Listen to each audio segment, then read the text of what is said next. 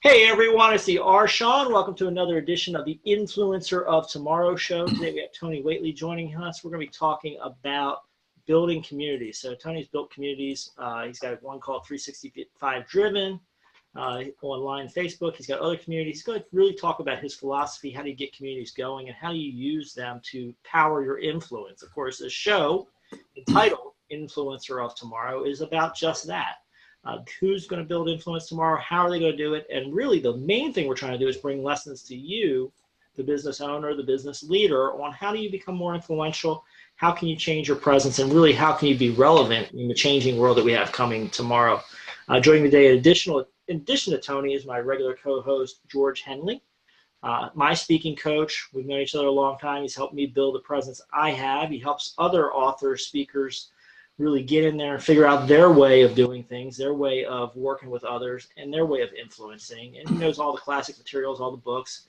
Tony, 365 Driven, he's owned a number of businesses, has a fantastic book, which we'll probably mention at least a couple of times today, where he talks about how do you take, your side hustle and turn it into something meaningful? How do you really build a business off what you like or what you can do well outside of your normal job? So we're going to get a lot of great lessons here today.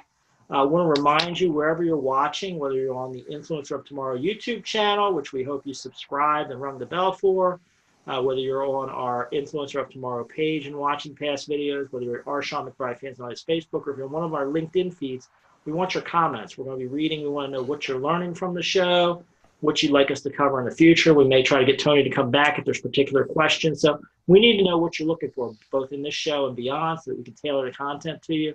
And we'd also love to know what you're learning and what's going on in your world. So just let us know in the comments. We'll be reading them. And then with that, I think we're about ready. But before that, I always give my standard disclaimer, which is we don't do legal advice or investment advice on the show. Everything here is just for your education. Go consult your own advisors before you implement any specific strategies. But we promise to give you some good ideas to think about. So with that, Tony, welcome to the show. Thanks for joining us today. Thanks for having me on. I'm not a lawyer, so I don't have to do the disclaimer. I know. They beat that in us because some poor lawyers have done stuff where they talked a little about legal issues and then somebody did something and they sued the lawyer later saying that lawyer misled me or that I thought I was a client. Invest in hiring me as your business coach or invest in my book. See, I just gave investment advice. There you go. So, Good advice, Tony. Good advice. That's probably very powerful advice. So coaching is certainly an important part. I've used a lot of it over the years. I know we all probably have at different times had coaches and people that have helped us up our level, and it's so critical. So, Tony, let's jump into a little bit. And I think that's part of your community, right? It's a platform for people to interact and learn from each other and advise each other and really get better, right? Man, I've had 3 communities, so I want to go back to the very first one just to kind of give you guys an idea of where my background story is on these things. I started a car club actually here in Houston, as we chatted before the live button went on. Yep. And it was called Modern Performance of Houston, really catchy acronym, MPH, like miles per hour, right? See? Yep. But Modern Performance of Houston, we had 150 members in this car club, and that was actually my first community. Okay. And we had racing events and car gatherings and things like this. And this was back in 1996, 1998. See, I go way back building community. Yep. The next community I built was ls1tech.com, which became the business that was the basis of the book Side Hustle Millionaire. That one, we built to 160,000 members by the time we sold it. Wow. And that process has grown, and the site is, the process and the culture we created, it's now over 300,000 members. So pretty big communities. Now the Facebook group is kind of a fun thing. It was a passion thing, 365 Driven around the entrepreneurs. Streaming it live in this group right now so that people that may be catching or seeing the replay. That is a business network for entrepreneurs that we created to be a more collaborative, helpful community, spam-free. We get rid of people who are negative. We get rid of people who attack other people. And we really just try to focus on helping each other level up in the business community. Because as small business owners, let's face it, we all got to team up sometimes to really get ahead with each other. I think it's very important. I was joining a lot of different Facebook business groups, and I was really disappointed by the quality level of some of these.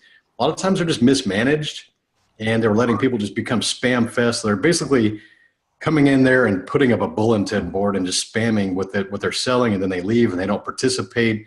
and you see the engagement in those kind of groups, it's like dead. It's like tumbleweeds are literally blowing across the screen. Yeah. And I'm like, you know what? These people just don't know how to build communities. Let me take some of the stuff I learned from building a massive 6-figure community and see if I can build a Facebook group to focus on something I have a lot of passion for, which is business. And so far, it's done pretty well. We're approaching 3,000 in a hurry. So, Yeah, I think, that is a real issue with Facebook communities in particular, right? Is it becomes these walls where people just start posting random stuff and nobody's paying attention to it. I don't know how that happens, but a lot of them seem to be run amok. yeah, they're just mismanaged. They're created by people that had an idea but no leadership or influence strategies. Mm-hmm. And you got to set rules, right? I mean, I think that's one thing I've found with my Facebook communities is I've got to set rules, because otherwise I get people in there just, they're posting a meme of themselves with some motivational phrase every day, or they're linking something that's irrelevant to the group. I have no problem in my group with somebody coming in there and posting an article or a story or something they wrote outside of the group that's relevant to the group. But so many of these groups, it's just a random scattershot. It no longer even matches what the theme of the group was. Yeah, if you want your group to be more successful, you got to create some kind of engagement. That means you have to have some community. You have to build rapport between members. You have to ask engaging questions, create provocative or polarizing content to maybe stir some emotion. So there's a lot of things that you put into the effort of creating a successful and busy group, because people don't hang out in groups that are ghost towns. That's just, if people are just coming in there and sharing these motivational memes and they disappear, like, nobody ever likes those or comments on those. You notice that they read it, but it's like big deal. I find that on my normal feed. So we prefer to have people that actually ask genuine questions, or they need feedback, or also to engage from the other end. Like, you can't just be the person that's always posting your stuff. Yeah. You have to be the person that's building your brand by answering other questions. It's really that simple. And honestly, the businesses that I created were based around me building my personal brand by asking and answering questions of other people. So I became the helpful person. So whenever I decided I wanted to start a business, I had a lot of people that be going, hey, that's a guy that's always helping us. Let's go see what he's up to.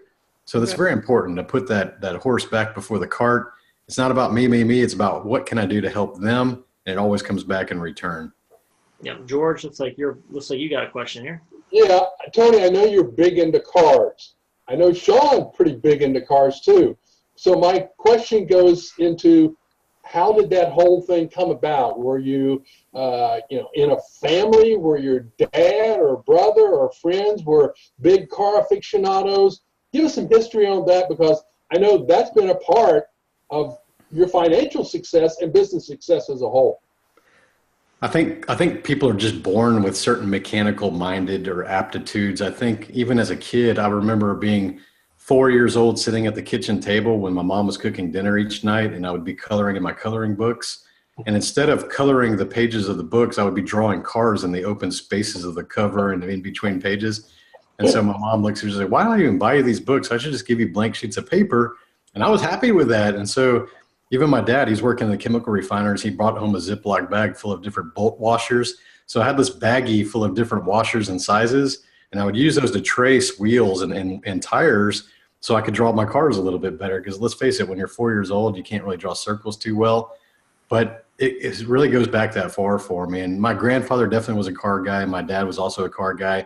But I think it was just something I was born in, because I've got a 19-year-old son, and he is not a car guy. So it's not genetics. I think it's just you either are or you aren't. Some guys have other, they like fantasy football. They like doing sports things. They memorize stats. I memorize cubic inches and performance stats. So that's how I think it is. Like that's my thing. So yeah, I think we're just born like that. Wouldn't you agree, Shawn? I think so. I mean, I grew up in a little bit of a car family. What really did it, my father always had a 70 Dodge Challenger. I still have that car today.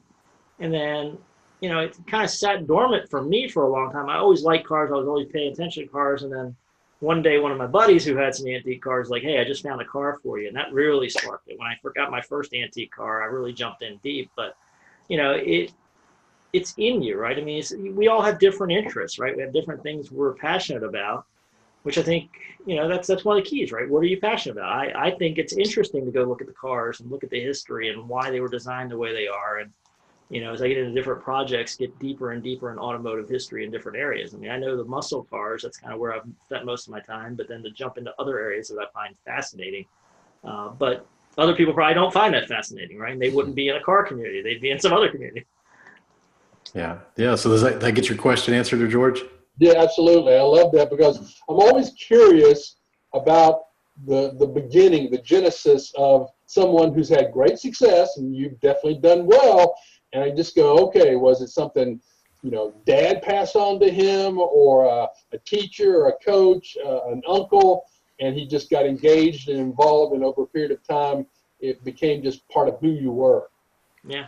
Yeah, I think it really just has to do with a lot of times we're born into it. It's really strange. I mean, it's even a similar analogy is like little girls, like toddler girls will know to take a baby doll and act like a mom. And it's like, you don't see little boys doing that. So it's something within them that they're born into that. And they know that that's like normal for them. And for me, it was always wondering how things work and being fascinated by things that are moving and then wanting to deconstruct that and understand why that does what it does. And, for cars, it just became the outlet. For me, it was cars and World War II airplanes. I love old airplanes and World War II tanks and things like that. So I was always building model cars and building, full-size cars eventually. So that's just kind of the background of the car thing. Yeah, and then let's talk about how you brought that forward into your work, right? I mean, let's zoom forward a little bit. How do you take something you just enjoy on the side, that you doesn't feel like you're working, and then turn it into something that's profitable?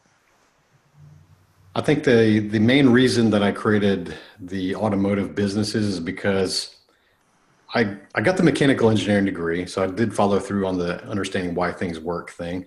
So after that, I did interview with some automotive suppliers and some of the big three.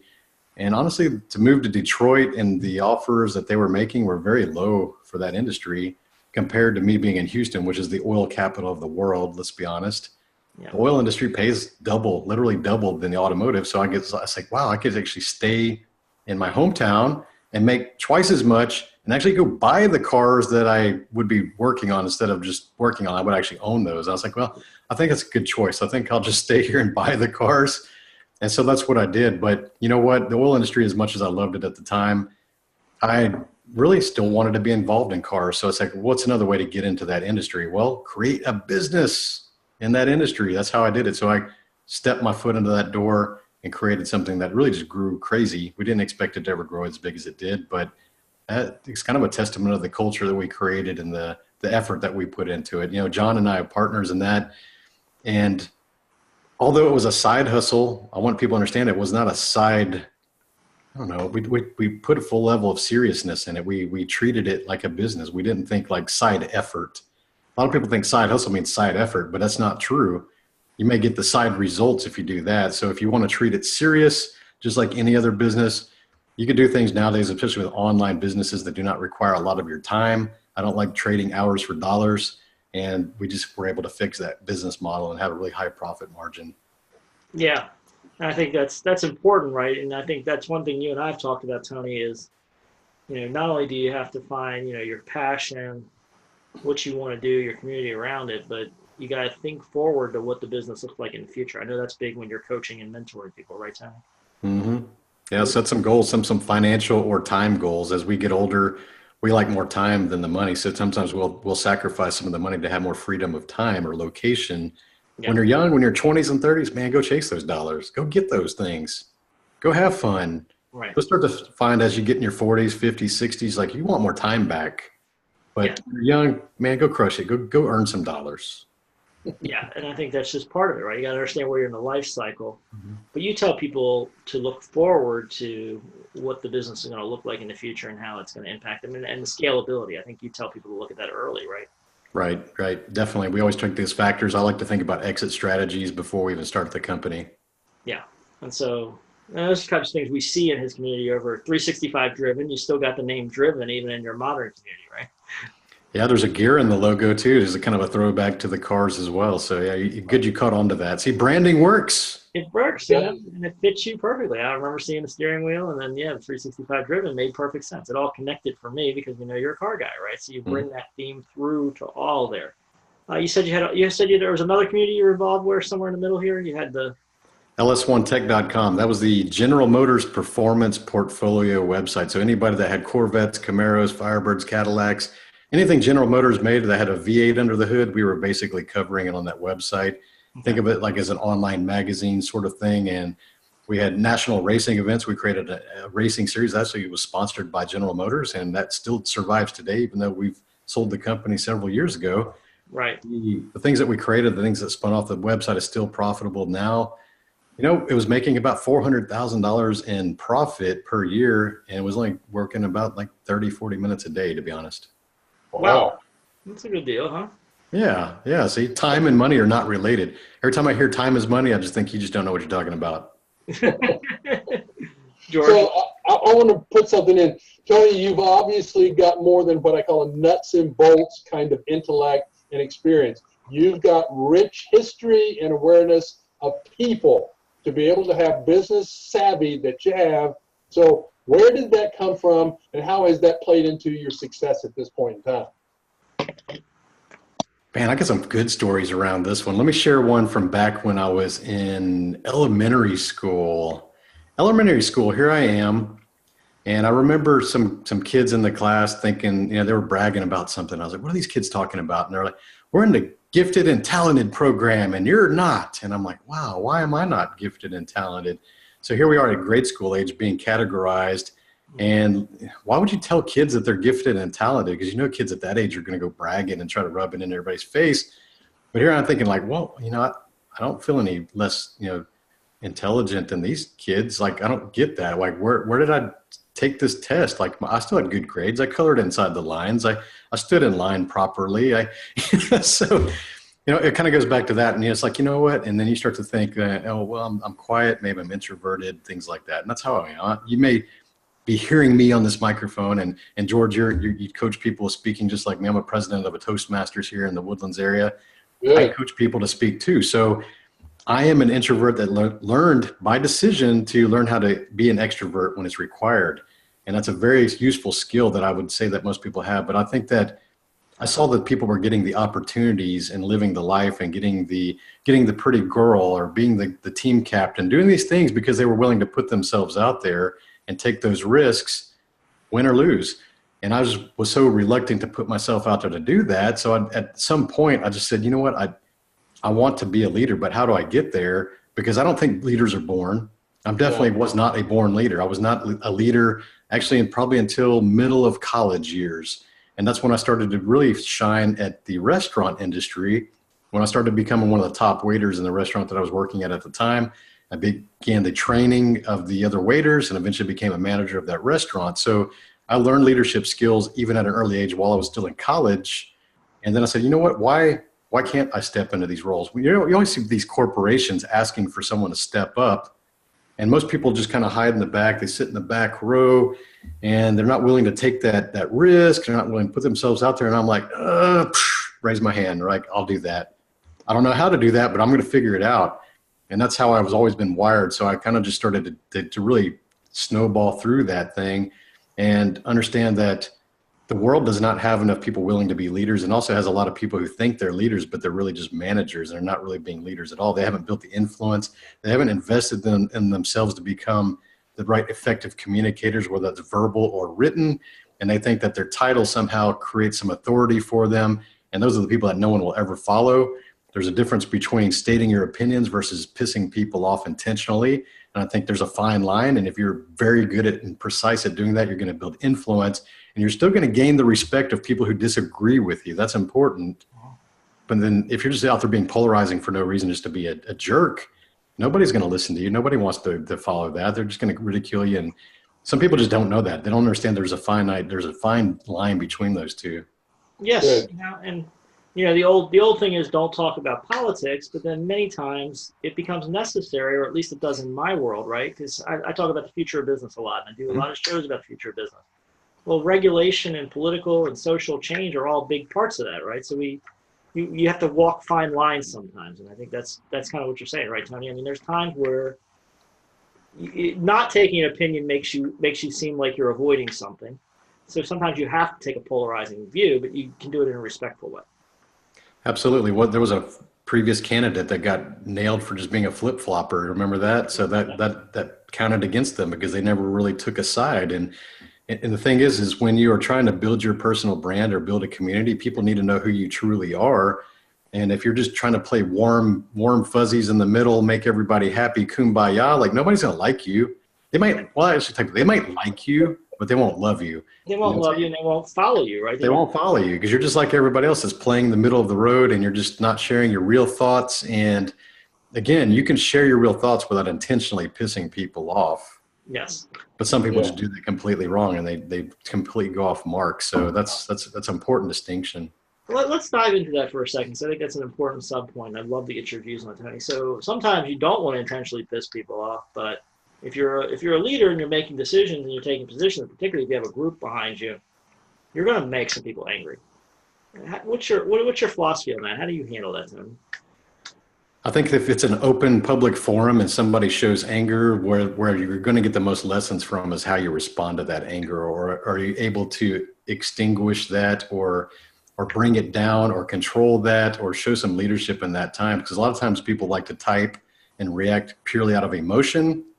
But when you do that, you've actually lost self-control. So people are always looking for leaders to maintain self-control, even in the hot top. You talk about war stories and police and bullets are flying, and the leaders are the ones that are like, they're very clear-eyed. Yeah. And they're like, this is what we're going to do. They're certain, and they're like, this is what we're going to do. Let's follow along. Let's get through this thing through that. Quarterbacks, the best quarterbacks, they stand in the pocket. They're observing. They got these guys 300 pounds running at them full speed, and they're still calm, certain, scanning the field, executing. They're not like, oh my God, there's this guy, so when you lose self-control, you lose leadership, you lose respect from the crowd. So take those opportunities when people are criticizing you or having some nice spirited debates to really think about how you're responding, because people are watching. There's hundreds of people, maybe thousands of people watching how you respond. And in that moment, they're going to go, hey, I like this guy. Yeah. Or they're going to be like, man, this guy sucks. Talk about that aspect, Tony. People watching, and I've seen this in my experience, particularly with the online world. There's a lot of people that are watching that aren't really engaging, right? So and for people that are building new communities, I think this is an important lesson, right? You may be putting stuff out there, you may be getting low numbers, but people are watching. Even for people getting higher numbers, there's still people watching. So how do you handle that aspect of the fact that even though you may be communicating with 5, 6, 10, 20, 50 people, you might have 3, 4, 50, 100, 600 people watching what you're doing? What's your philosophy on that? Anytime you're starting something new, especially if you're redefining yourself or creating a new brand or launching a new product, you're going to go through what I call the no man's land, and that is usually 6 to 12 months. Okay. And this is when you're going to feel like you're talking to an empty microphone or an empty stadium or an empty room, and you're going to be thinking, this demon inside your head's going to be telling you, why the hell am I doing this? Nobody's liking what I do. Nobody's commenting. Nobody's supporting me. Boo-hoo, right? You have all these excuses. But the thing is people watch in silence. We are very much voyeurs. We kind of watch what people do. We're curious. We love human nature. People love people watching. People go to the mall just for people watching, correct? So social media is really like the shit show that's going on your feed, and you're like watching all these different psychological things going on, and you're like, oh my God, this person's doing that. Like, like airing out dirty laundry, drama, and you're observing this, and it's very entertaining. And that's why people get addicted to Facebook and Instagram, because we're being entertained by other people. Really, we're not being entertained by products or services. We're being entertained by people. Yeah. And some of that time is negative entertainment. Sometimes it's hilarious. Sometimes it's informative or value driven. But the thing is most people watch that because, especially when you're starting new, that no man's land, that first 6 to 12 months, if you're not willing to commit to show up every damn day and put in the work and create the value and build that audience, that first 6 to 12 months, and you don't deserve the audience, you don't deserve the accolades, you don't deserve the outcome. That's a beautiful filter that's built in. You should be grateful for the people in the struggle that have to pass through that phase to get where they want. So that's when I'm listening to people is like, oh man, nobody's liking my stuff. And I was like, well, because they're waiting to see if like you're consistent. They want to see if you're going to make it 12 months. Right. If you can make it 12 months showing up every day, they're going to be like, okay, hey, Shawn, George, man, they're killing it now. They're definitely committed because they keep showing up. So you know what? I'm going to start paying attention to these people, because here's the thing. Thousands and thousands of people, let's say hundreds of, maybe millions, let's say millions of people have discovered social media has the potential to reach millions of people. Mm-hmm. And they think it's really easy. They think, oh, well, I see, Shawn making videos. I see Tony making videos. I could do that too. Well, yeah, the answer is you can do that. But they see the engagement. They see the audience that we've built. And they think, well, I can do this, so I can have the same audience. They feel entitled to that audience, but they haven't earned that audience. They haven't earned that community yet. And then they basically, they're the flash in the pan. They go real hard for 1 month, 2 months. Maybe they're buying some ads. Have you ever seen those influencer ads that you see that are sponsored on Facebook that go by, and you're like, what is this sponsored ad? And you click on, he's got a business page, and there's like 5 people that like his page. Yeah. That's the kind of person that's going to quit because they're not going to get the traction because they think they can just spin their way to that audience. They haven't built the trust. They haven't shown up the consistency. They haven't put in the message consistently to build their audience. So they're going to quit. They're going to quit 3 months, 4 months in. They're going to be spending this money on Facebook. Nobody's liking their stuff. They're probably making fun of them in their responses. Right. And they go, okay, this isn't for me. And they're going to quit. But you know what? I'm okay with that because the rewards should only go to the people who push through and see that no man's land. So push through, guys. If you're listening, you're watching this, push through. Like, keep going. You're going to win. It always happens. How do you get through that tricky period, though, Tony? Because, I mean, you alluded to it here. So, early in the show we said, hey, you want a community where you have interaction, discussion, you're answering other people's questions. But when you're in no man's land, and I've been in no man's land, and I'm in some of my communities, I'm past no man's land, and I've got newer stuff like this. Even this show, it's newer, right? So George and I just started this thing here this year, and so we're still building a following. We got some people who are tuning in regularly. We got a lot of people that just are, they're saying, are they going to keep doing this, right? So I've been in different stages. But what do you say, Tony, to somebody that's in the stage where it's like, okay, I don't have people to fully interact with because only a handful of people are paying attention to what I'm doing. So it is me talking to myself. I'm in the empty microphone standing in front of the comedy club. There's 2 people in the back and they're texting on their phone. You know what? I know since we're doing live videos, you know this. So sometimes you go click the live button and there's nobody watching. You still put on the show, don't you? You still.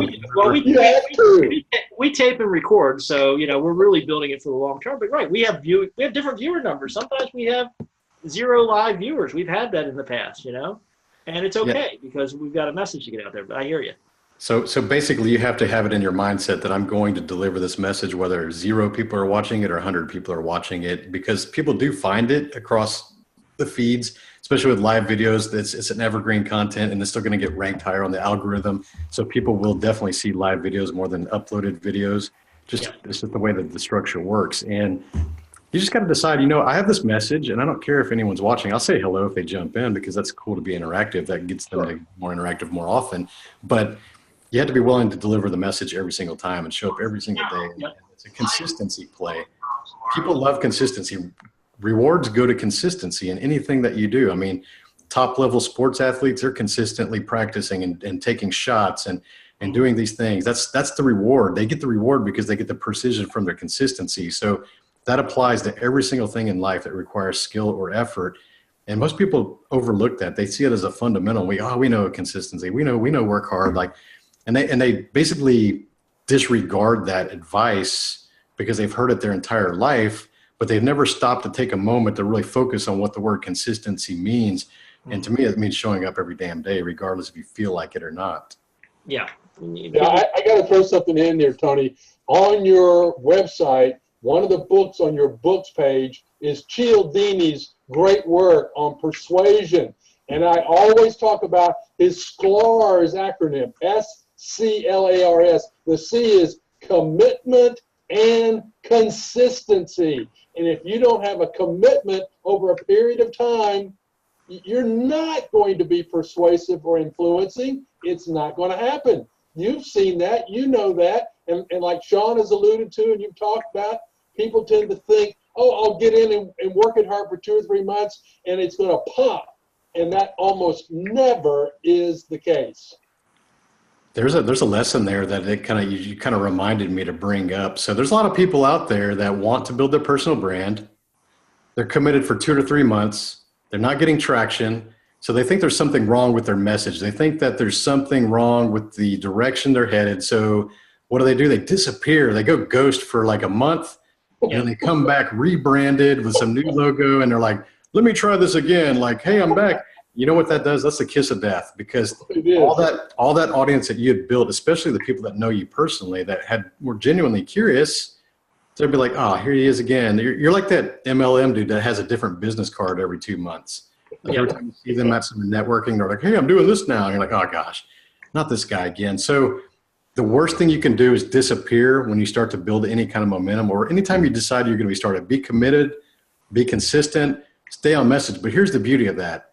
You can course correct as you go. That's the differentiator that most people don't catch on to. They think that they need to go disappear, lick their wounds, and regroup and come back with a new front. Well, boom, like you already lost all the trust of the people that you had going into that, because like, oh, you're just going to disappear in another 2 months. Like, we already know how this plays out. But here's the thing. You could discover, we all have different new inputs every day. We learn new things. We listen to books. We come across people. We have great conversations with guys like yourselves, and we discover new things every day, which can create different perceptions or different perspectives. And that's fine, because when you share that with your audience, be like, you know what? I'm glad you guys are following me with this, but I've discovered something new, and I think I'm going to go head this direction. So I still want you guys to follow me. I want to take you on this journey. So now they're still engaged. They're like, oh, cool. We're going on a journey with this dude. He's going to do something cooler. And that's why they win. That's why you win. Right. And I think some people make that mistake too, right? We talk about consistency, which is highly important, but being consistent at your message, at your brand, at your mission is the critical, right? You may change some of the details of how you deliver it, because you may learn from your group what serves them, or maybe the mediums change, right? I mean, different social media platforms have been changing their relative power in different areas. So you may need to adjust, like you say, course correct. And I think people need to understand that you can be consistent and make changes. That's not my dog, so let me mute. I think the viewers already know we're a dog-friendly show. Me and George, we have dogs. A lot of our guests have dogs, and sometimes that happens. So I muted you, George. But so Tony, but I want to go back to the course correction point, because the other thing I see out there, and I'm going to have a different opinion than a lot of people. I'm going to try not to throw some people under the bus here. Do it. Let's do it. It's more fun. It gets better ratings. So there's a lot of coaches out there, and I know you guys do a lot more coaching than I do. I'll do it for special people, special situations. I kind of effectively am a coach in some of the strategy work I do, but I'm not really a coach. But you guys are coaches, and there's a lot of coaches out there that as soon as they'll just grab somebody from a conference or event, they'll just start telling them, you're doing everything wrong. You got to hire me for more coaching, right? Like, no matter what you're doing, it needs more coaching. So somebody might be consistent. They might be building something. They might be in no man's land. And there's this class of coaches out there that have figured out that while somebody's in no man's land, they can grab them and extract more money from them by getting them to redirect to a new no man's land. What do you say about that? Both, I mean, let's not even worry about the coaching side. We're talking about the influencers. How do the influencers screen for that to make sure they're getting the right coaches, and so they're not making unnecessary course corrections? I think anytime we start a business, a lot of times people ask me, like, how do I know what business is starting? It's an intersection of these three things. It's your purpose, your passion, and your expertise. Those three things: purpose, passion, expertise. If your purpose is strong enough, you're not going to be able to go off track. You're going to be like, hey, that's my purpose. My purpose, for example, is to impact positively millions of people. And how am I going to best do that in this world? It's by teaching them self-confidence and business tactics, because that's the gifts that I have. I can't teach people how to sing, because I'm not a singer. These are the gifts I have. So the best way for me to serve millions of people is by sharing the input and the passion that I have in those subjects. So if someone comes to me and go, hey man, we need you to do this, I'll be like, that doesn't align with my purpose. So I'm going to keep going towards that North Star. Passion is also, my passions are cars and business. I have a lot of hobbies, but my passions are cars and business. I see business like a game. And I like to deconstruct games. I use that engineering mindset. I have that creativity. I like to try to figure out how things work. I mean, business is a game to me. The money is a scorecard. It's not a goal. It's like, that's the result. That's not a goal. Yeah. And I'm very good. I can talk about business all day long. I can talk about cars all day long, but don't get me talking about sports. I work out 5-6 days a week, but I can't talk about fitness at the same level of energy. It's something I do, not something I'm passionate about. So when you're aligned with your passions, again, it starts to feel like this is fun. This is not work. I don't feel like I procrastinate things that I have passion for. I can't wait to do them. So when you have that strong passion and purpose, you're going to be able to just stay on track. So when these people are telling you like, oh, you should come do digital ads and marketing, and be like, nope, that doesn't align with my purpose or my passion. I don't have a lot of passion for that. So that's a no. I don't believe in trying to sell something you don't believe in or you wouldn't use yourself. Yep. That's a big one. I think a lot of people cave into their own ethical standards and they reduce things to be able to go sell or promote something that they wouldn't even use. They wouldn't even give it to their mom, and it's like, but they're trying to pitch that. And a lot of times people are like, well, I'm just an awesome salesman. I can sell sand. And like, dude, whatever, dude, you're trading in your ethics for $1. And I know sometimes it's desperation that requires that. Do what you got to do by all means. But when you have a choice, pick something that you believe in, and people are going to hear that in your voice. When you hear me talk about business, you can tell I'm passionate about it. I'm not like, oh, well, I'm this business coach and I just want to teach you guys some business. Like you'd be like, oh, this guy, he just read a book or something. Like he doesn't do anything, And so, I think it's a gut check based on those two things that I mentioned in your expertise. I think that's just be grounded, right? I mean, I think that's, if I'm summarizing, be grounded. You know what your value is, and you know what you want to do with your community, and stick to it, right? And go through the no man's land, knowing that you have this vision. Yeah, and find coaches that have done the things that you want to achieve, or have at least failed at the things that you want to achieve. Both of those are equal valuable. I think even the failure advice might even be more valuable, because sometimes when people have a winning streak, they don't know about losing, so they kind of reduce their risk, their awareness. Yeah, Gina Tremarco, who does sales coaching, she posted online today that, the victor of the war, they usually double down on the strategy that won, whereas the person who lost the war goes back and reevaluates their tactics, reevaluates their strengths, and they come in with a new strategy, which is why, in the historical world we've seen, you see a lot of upheaval over time, because the victor gets complacent.